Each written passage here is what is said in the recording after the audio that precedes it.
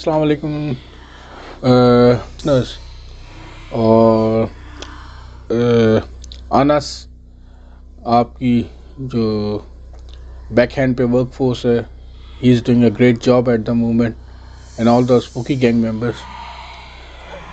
ये कहानी मैं इस तरह से आपको बताऊंगा कि मैं पहले आपको थोड़ा सा अपना इंट्रो दूंगा कि ये शुरू कैसे हुई, फिर मैं आपको उसके डायनामिक्स बताऊंगा, फिर वो एक छोटा सा किस्सा उसके बाद जो हुआ वो मैं बताऊंगा। हुआ ये था कि ये मैं 17 साल का था, आई वॉज वेरी यंग, और उस ज़माने में 3310 नोकिया मोबाइल आया था, सबको पता होगा। मोबिलिंक कंपनी हुआ करती थी, एक या दो कंपनियां होती थी, मोबिलिंक या इंस्टा वगैरह। तो उन्होंने फ्री एसएमएस थ्रो करा था पब्लिक को कि वो उसकी आदी हो जाए तो फिर उस पर चार्ज लगाएं, तो हम लोग फ्री एसएमएस एंजॉय करते थे।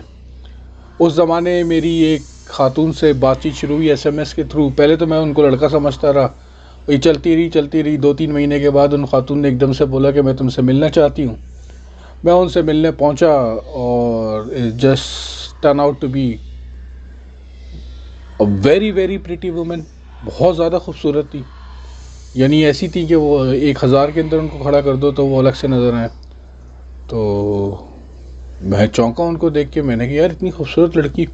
पारा लेके मेरी दोस्ती हो गई उनसे, मिलना मिलाना शुरू कर दिया और हम लोग जो है अपना एंजॉय करते थे, घूमते फिरते थे, पार्टीज़ वगैरह, ये सब कुछ जो उस ज़माने में था। आपको पता है, जो लोग 94-95 के हैं उन लोगों को पता है, कॉन्सर्ट्स वगैरह बहुत होते थे, पार्टीज़ बहुत होती थी, तो हम लोग एंजॉय करते थे। तो बहरहाल ये कि मैं थोड़ा सा सीरियस हुआ क्योंकि खातून बड़ी सीरियसली अपना अट्रैक्टिव थी। तो मैंने थोड़ा सा उनको अनफोल्ड करना शुरू करा कि कहाँ रहती हैं, कहाँ नहीं रहती, किधर आती हैं, किधर जाती हैं, यानी कि क्यूरियस था। तो हुआ ये कि मुझे ये नहीं पता था कि ये जो अनफोल्ड करूँगा तो उसके कॉन्सिक्वेंसेस क्या होंगे। तो बहरहाल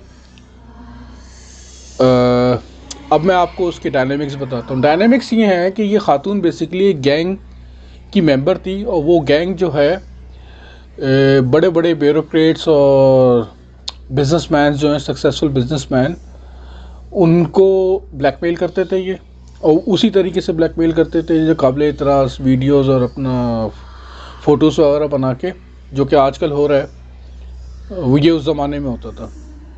और ये खातून यूज़ होती थी क्योंकि ये खातून जो हैं, ज़ाहिर सी बात है, बहुत ज़्यादा अट्रैक्टिव थी।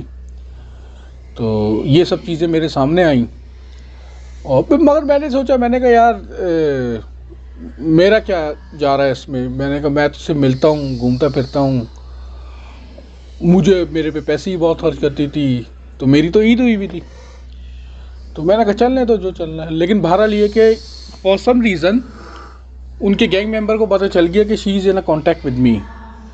और ये औरंगी टाउन का गैंग था, और उस ज़माने में औरंगी टाउन के बहुत बड़े बड़े नाम थे उसके अंदर।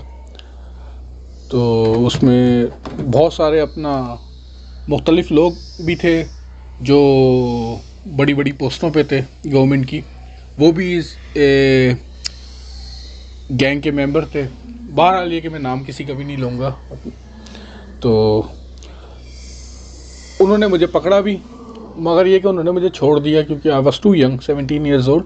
वो समझ गया कि इन खातून ने कुछ करा है, और ये खातून ने स्टेप लिया है, इस लड़के में तो इतनी हिम्मत नहीं होगी, ये तो बहुत यंग है। वो मेरे ख्याल से उस वक्त 21 साल की थी, और जो उस तरह का काम कर रही है आपको पता है कि उसका कॉन्फिडेंस लेवल क्या होगा। मेरे में भी था, लेकिन इस तरह का तो नहीं था बहरहाल। तो हुआ ये कि उन खातून को जब पता चला कि मैं ये तमाम चीज़ें मालूम करने की कोशिश कर रहा हूँ, तो उन्होंने एक दिन मुझे फ़ोन करा। उन्होंने एक दिन फ़ोन करके मुझे बोला कि नहीं, तुमने अच्छा नहीं करा, मैंने तुम्हारा कुछ बिगाड़ा भी नहीं था, और नहीं मैंने कुछ ऐसा तुम्हारे साथ करा था, तुम मुझे पसंद थे, मैं इसीलिए तुमसे मिलने आती थी, या तुम्हारे से मैंने दोस्ती रखी हुई थी, मेरी कोई तुम्हारे से ऐसी कोई डिमांड भी नहीं थी, और ये कि तुमने अच्छा नहीं करा, और आज के बाद जो है मुझसे मिलने की कोशिश नहीं करना, या मुझे कांटेक्ट करने की कोशिश नहीं करना, और व्हाट्सोएवर जो होता है। तो मैंने कहा सही है, ओके फाइन, फेयर इनफ। अब जाहिर सी बात है, मुझे तो कुछ पता भी नहीं था उसका, ना घर कहाँ रहती है, किधर रहती है, क्या है, मैं कौन सा ढूंढता उसको। और वो एज भी ऐसी थी, मैं बिल्कुल पागल घोड़ा था, और जो होते हैं आजकल नॉर्मल टीनेजर्स। तो मैं मूव ऑन हो गया। अच्छा, अब ये बात अपना आप फॉरवर्ड करें 10 नहीं 8 साल, हाँ 8 साल तकरीबन, 8 भी मैं शायद, हाँ 8 साल के बाद मैं वही अपने एरिया में पीसीएस में बैठा हुआ अपने दोस्तों के साथ अपना खेल रहा था। कार्ड्स वगैरह खेल रहे थे हम लोग। उस टाइम हम लोग ज़रा थोड़े से क्वाइट मैच्योर हो गए थे, जॉबें वॉबें लग गई थी सबकी, और सब अपना एंजॉय कर रहे थे। रात में 3 बजे इन्हीं खातून का मुझे फ़ोन आता है मेरे मोबाइल पे। अच्छा, नंबर मैंने हमेशा एक ही रखा है अपना पाकिस्तान में, वो अब तक मेरे पास है, और वो मेरे पास तकरीबन 25 साल से वो सेम नंबर है। तो मेरे पास फ़ोन आया, उन्होंने बोला कि मैं खालिद बिन वलीद रोड पे नौरानी कबाब हाउस पे खड़ी हुई हूँ, मुझे आके पिक कर लो। मेरे तो होश उड़ गए, मैंने कहा ये कहाँ से आ गई एकदम से, और रात के 3 बज रहे। मैंने कहा यार चलो मैं जाता हूँ। मैंने 12 लिए कि बाइक मेरी सामने खड़ी हुई थी, हम लोग वहीं पे अपना दोस्त के घर के नीचे एक बहुत बड़ा सा अपना जैसे वो सीमेंट का थड़ा होता है, उस पर काफ़ी लड़के बैठे हुए थे। मैंने कहा यार मैं आता हूँ, मैंने उनको जाके पिक करा। अच्छा, उन दिनों मेरे जो वालदैन हैं और मेरे तमाम बहन भाई वगैरह लाहौर गए हुए थे शादी में, और वो 1 महीने तक उन्होंने वापस नहीं आना था। मेरा घर खाली था, मेरा छोटा भाई था जिससे मेरी बहुत अच्छी अंडरस्टैंडिंग है। मैं उन खातून को लेके अपने घर पे आ गया, और फिर जब बात हुई, फिर ये उसने मुझे बोला कि ले तुमने अच्छा नहीं करा था, ये वो। मैंने कहा सही है, मैंने कहा भाई फिर जो हो गया हो गया, अब क्या कर सकते हैं। और ये कि जो तुम काम कर रही थी, मुझे क्या पता था कि तुम ये काम कर रही थी। अगर तुम मुझे पहले बोल दी थी तो मैं तुमसे कोई ऐसा कांटेक्ट ही नहीं रखता, मैं अपने आप में ही रहता। और ये कि तुम थी भी इतनी हसीन कि मैं तुम्हारे पीछे अपना पागल सा हो गया था। तो 12 लिए कि अपना गिले शिकवे हुए, सब कुछ ख़त्म हो गया, और वो मेरे घर पे आने लगी हर रोज़।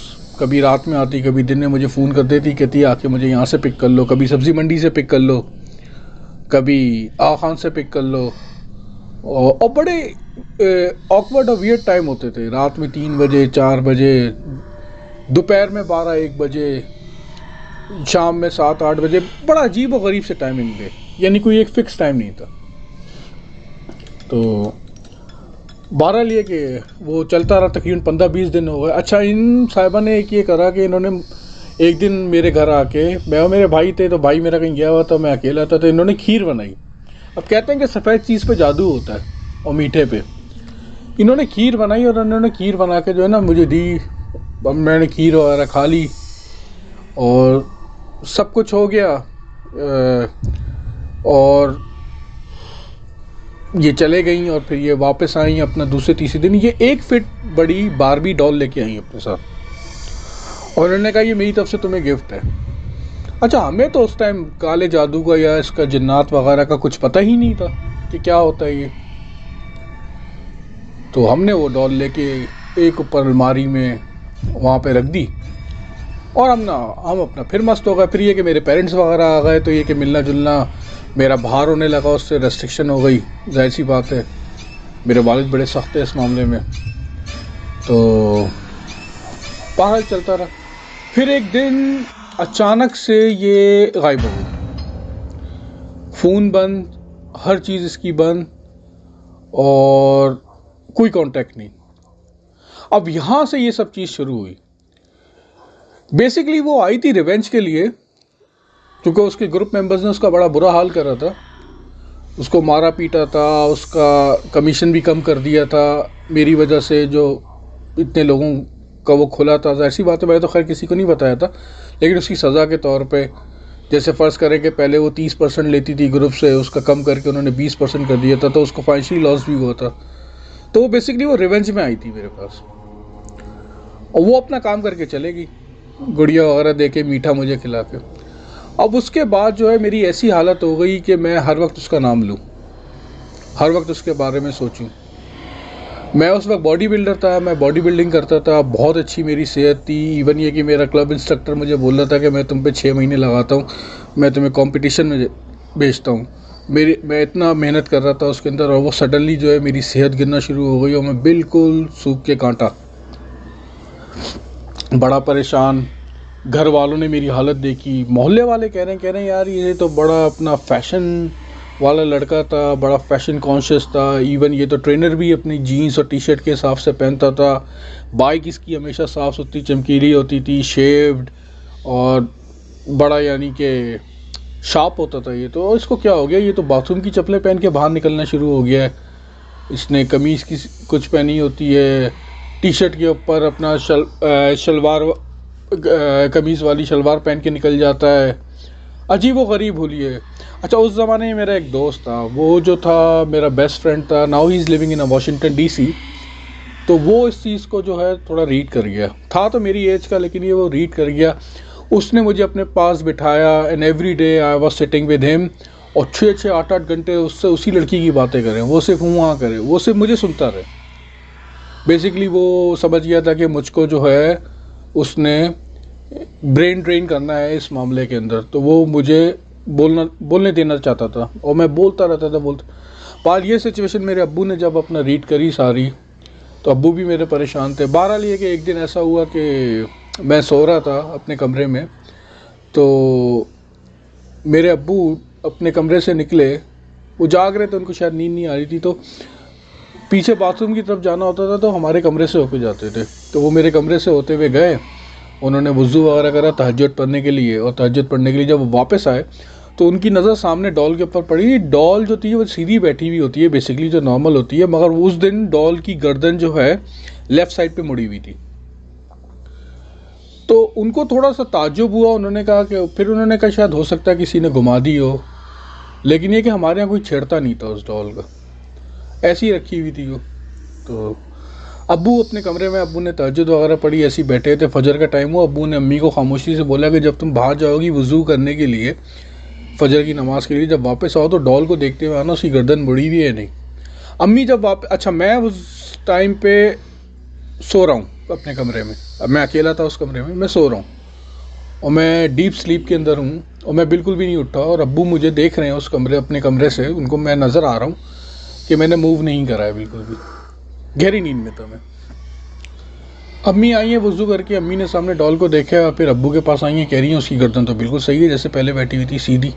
अब्बू उठ गया, अब्बू ने देखा वो गर्दन नहीं मुड़ी हुई थी, वो सीधी थी। यहाँ पे अम्मी को शक हुआ, और फिर इन लोगों ने जो है मेरी फुप्पो से कांटेक्ट करा और मुख्तलिफ खालाओं से कांटेक्ट करा, और फिर इन सब लोगों की मुश्तरका कोशिशों से एक ख़ातून निकली जो लियारी के अंदर रहती थी, मगर वो ख़ातून बड़ी पर्देदार थी, वो सिर्फ औरतों से मिलती थी, मर्दों ने किसी ने भी उनको नहीं देखा था, सिवाय वो शटल कॉक टाइप के जो बुरखे होते हैं वो उसमें निकलती थी बाहर, और जब वो अपने आस्थाने पे होती थी तो सिर्फ वो औरतों से मिलती थी। तो अम्मी बहरहाल वहाँ पे गई और उनसे मुलाकात करी, उनको सारी सिचुएशन बताई, और उन्होंने अम्मी को बोला कि वो डॉल लेके आ जाओ मेरे पास। अम्मी डॉल लेके आई उनके पास। अच्छा, मेरी सिचुएशन दूसरे एंड पे वही चल रही है, मैं अपने दोस्त के पास बैठा हूँ, सब कुछ है, और वही बातें करे जा रहा हूँ लड़की की पागलों की तरह से, और वो सुने जा रहा है। अच्छा, ये था जुमेरात का दिन, और अम्मी जो है डॉल लेके उनके पास गई। ये बेसिकली असर और मगरिब की बात कर, असर और मगरिब के दरमियान का टाइम था। इस टाइम पे मैं अपने उसी दोस्त के पास बैठा हुआ उसको स्टोरियाँ सुना रहा हूँ, यार बड़ी याद आती है, ये वो उस लड़की के बारे में कसीदे पढ़ लो। और यहाँ पे अम्मी जो है डॉल लेके उन खातून के यहाँ बैठी हुई हैं लियारी में। अम्मी मुझे बाद में बताती हैं, ऐसी बात है, चीज़ें तो मुझे बाद में पता चली, मुझे तो कुछ होश ही नहीं था। अम्मी कहती हैं कि उन्होंने पढ़ना शुरू करा है, और उन्होंने जो है डॉल के अंदर से सुइयाँ निकालना शुरू करी हैं और नेल्स निकालना शुरू करी हैं। वो कुछ पढ़ती जा रही हैं, नेल्स निकालती जा रही हैं, पढ़ती जा रही हैं, निकालती जा रही हैं। जब उन्होंने आखिरी नेल निकाली तो उन्होंने बोला कि इस लड़के के ऊपर काला जादू हुआ था और उसको मीठे में कुछ दिया गया था, और सफ़ेद मीठे में इसको कुछ दिया गया था मिला के, और ये बेसिकली रिवेंज था किसी का। और कह रही शक्ल मेरे सामने आ रही है, लेकिन मुझे नाम नहीं पता चल रहा कि कौन है ये। तो बहरहाल ये कि ये इसको एक काम करें आप कि इसको किसी ईंट से लोहे के वायर के साथ बांधें और इसको समंदर में फेंक दें, जब ये समंदर की तह में जाके बैठ जाए। अम्मी ने बाहर निकल के अब्बू को ये बोला, अब्बू ने सामने हार्डवेयर की दुकान थी वहाँ से स्टील की वायर ली और एक ईंट पड़ी भी होगी कहीं रोड वोड पे, उसको उठाया, उसमें वो डॉल बांधी, थैली में डाले और अब्बू ने सीधा वहाँ से अम्मी को लेके अब्बू पहुँच गया मनोड़ा। मनोड़ा पे बोटें चलती हैं आपको पता है, तो उन्होंने एक बोट की बात करी और पर्सनल बोट की बात करी कि लोग उनको देख ना सकें, और उन्होंने अच्छे खासे पैसे पे करे उस मल्लाह को और वो रेडी हो गया ले जाने के लिए। और यहाँ पे मैं दूसरी तरफ बैठा हुआ अपने दोस्त से उसी खातून के कसीदे पढ़ रहा हूँ दूसरी तरफ, और मुझे नहीं पता कि उस तरफ मेरे अब्बा मनोड़ा पहुँचे हुए। अब्बा ने लॉन्च ली, अब्बा ने उसको बोला किसी ऐसी जगह पे जाओ जहाँ पे ये डाइवर बच्चे वगैरह ना हो, जैसे वो होते हैं ना मनोड़ा में बच्चे वो डाइव लगाते हैं, आप पैसे फेंको तो निकाल के ले आते हैं, ऐसी जगह पे लेके जाओ जहाँ पे लोग कम जाते हैं। तो वो उनको जो है मनोड़ा से पहले थोड़ा साइड की ऐसी जगह थी, कहने लगे सर यहाँ पे कोई नहीं आता। तो अब्बू ने थैली से डॉल निकाली और वो जो है ईंट समेत उसको पानी के अंदर फेंक दिया और थोड़ा वेट करा कि वो कहीं ऊपर ना आ जाए दोबारा। तो देखा कि वो जाके ईंट के साथ, क्योंकि बंधी हुई थी, वो जाके नीचे पानी में बैठ गई। यहाँ से उन्होंने डॉल पानी में फेंकी है और आप लोग यकीन नहीं करेंगे, दूसरी तरफ मैं वहाँ पे बैठा हुआ था, अपने दोस्त से बातें कर रहा था, उससे कसीदे पढ़ रहा था। एकदम से मैंने उसको बोला, मैंने कहा यार फराज दफ़ा कर उस लड़की को यार, बहुत हो गया, चल बस अब मूव ऑन नाउ। और मेरे ऐसा यानी कि वो, अब मुझे नहीं पता कि पीछे मेरे अम्मा अब्बा क्या कर रहे हैं और उन्होंने क्या करा है, इसके पीछे क्या जतन करेंगे। और उस टाइम पे, जिस टाइम पे उस डॉल ने पानी को छुआ है, समंदर के खारे पानी को, यहाँ से मैंने फराज को बोला है पीछे से कि चल यार बस छोड़, बस मूव ऑन नाउ।